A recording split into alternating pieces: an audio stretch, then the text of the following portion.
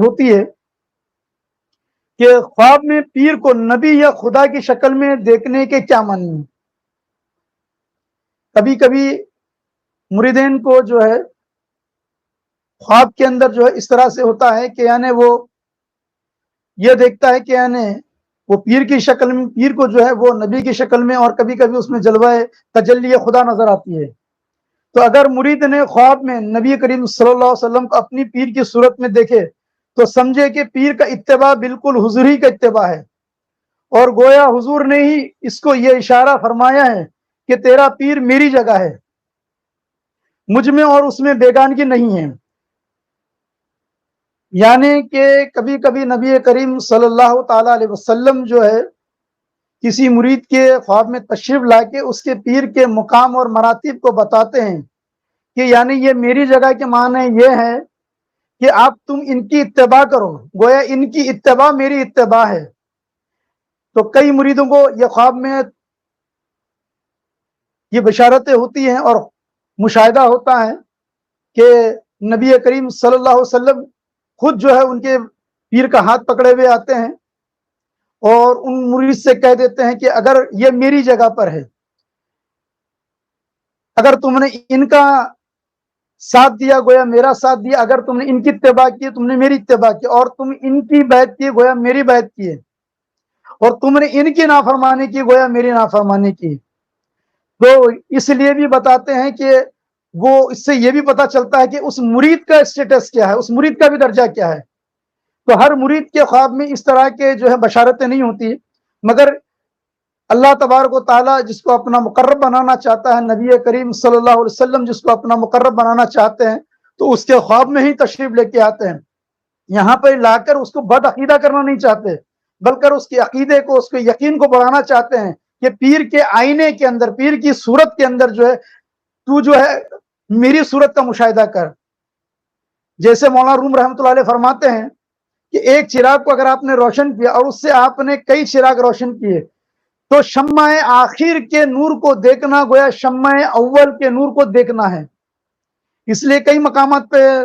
مولانا روم رحمۃ اللہ فرماتے ہیں کہ جس نے پیر کی ذات کو جو ہے یعنی مرشد کی ذات کو جس نے جو ہے نبی کی ذات اور اللہ کی ذات نہیں سمجھا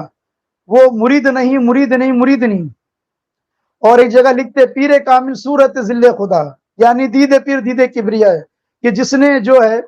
پیر کامل کی صورت کا مشاہدہ کیا گویا اس نے اللہ اس کے رسول کا مشاہدہ کیا۔ اس لیے تصور کے بارے میں بھی آتا ہے جب بھی اپنے پیر کے زیارت کرے، چہرے کی زیارت کرے تو یہ سمجھ کے کیئر کرے کہ میرا پیر جو ہے فنا فی الرسول، فنا فی اللہ اور بقا باللہ کے مقام پہ ہے۔ گویا میرے پیر کو دیکھنا رسول اکرم صلی اللہ علیہ وسلم کی زیارت کرنا ہے، اور رسول اکرم صلی اللہ علیہ وسلم کو دیکھنا گویا کہ خدا کو دیکھنا ہے۔ تو یہاں پہ جو مرید خاص ہوتا ہے تو ان کے خواب میں سرکار دو جہاں صلی اللہ علیہ وسلم تشریف لاتے، اور کبھی جو ہے وہ یہ بھی دیکھتا ہے کہ وہ ان کے پیر کے ہاتھ کو تھامے بھی آئے ہیں، تو وہ یہ بھی بتانا چاہتے ہیں کہ میں نے اگر ان کا ہاتھ تھاما ہے تو اس کا معنی یہ ہے کہ تم اگر ان کے ہاتھ میں جو ہے بیعت ہوئے تو گویا ان کے ہاتھ میں نہیں میرے ہاتھ میں ہوئے ہو، اور میرے ہاتھ میں بیعت ہونا گویا کہ اللہ کے ہاتھ میں بیعت ہونا، ید اللہ فوق ایدیہم۔ تو وہ یہ بھی سمجھے، اور آگے ہے کہ نبی کریم صلی اللہ علیہ وسلم کو اپنے پیر کی صورت میں دیکھے تو سمجھے کہ پیر کا اتباع بالکل حضور ہی کا اتباع ہے، اور گویا حضور نے ہی اس کو یہ اشارہ فرمایا ہے، اشارہ فرمایا ہے کہ تیرا پیر میری جگہ ہے، مجھ میں اور اس میں بیگانگی نہیں ہے۔ اگر اپنے پیر کو خواب میں دیکھ کر یہ خیال کیا کہ یہ خدا ہے تو اس کی تعبیر یہ ہے، یہ دھیان رکھنا، اس کی تعبیر یہ ہے کہ پیر خدا کا مظہر ہے، خدا کی اس پر تجلی ہے، اور بہت سے کام خدا نے اس کے سپرد کیے ہوئے ہیں۔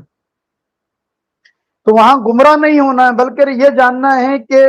میرا پیر جو فنا فی اللہ کے مقام پر ہے، بقا باللہ کے مقام پر ہے۔ تو وہ خوش قسمت مریدین ہیں جن کو اللہ تبارک و تعالیٰ ایسی بشارتوں سے نوازتا ہے اور پہلے ان کو ایسا شعور عطا فرما دیتا ہے۔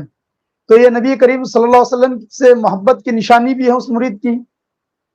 چاہے وہ مرید ہو یا مریدہ ہو، کیونکہ میں مرید کہوں گا تو لوگ سمجھیں گے کہ مذکر کی طرف اشارہ ہے، تو چاہے وہ مرید ہو یا مریدہ ہو تو یہ دونوں کے لیے یکساں حکم ہے